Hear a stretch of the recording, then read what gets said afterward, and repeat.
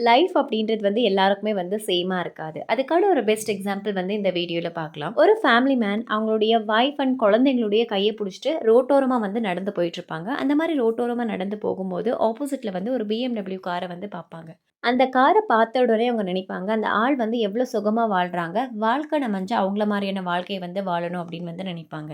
அதே வந்து இந்த BMW கார்ல இருக்கவங்க என்ன நினைப்பாங்க அப்படின்னா, நம்மளுக்கு வந்து ஃபேமிலி கிடையாது. இந்த பெர்சன் வந்து ரொம்ப குடுத்து வச்சவங்க. அவங்களுடைய ஃபேமிலி அண்ட் குழந்தைங்களோட ரொம்ப சந்தோஷமா இருக்காங்க அப்படின்னு வந்து நினைக்கிறாங்க.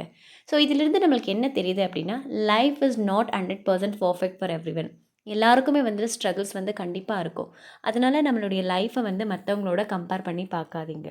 எல்லாருக்குமே வந்து லைஃப்ல ஏதோ ஒரு விதமான ஸ்ட்ரகிள்ஸ் இருக்கும். எல்லாருக்குமே வந்து ஹேப்பினஸ் அண்ட் சேட்னஸ் 2மே வந்து கலந்து தான் இருக்கும். ஸோ கடவுள் வந்து நம்மளுக்கு தந்த வாழ்க்கையை வந்து நம்ம ரசிக்க ஆரம்பிக்கணும். இதே மாரி more real time career stories and life லெசனுக்காக ப்ளீஸ் டூ சப்ஸ்கிரைப்.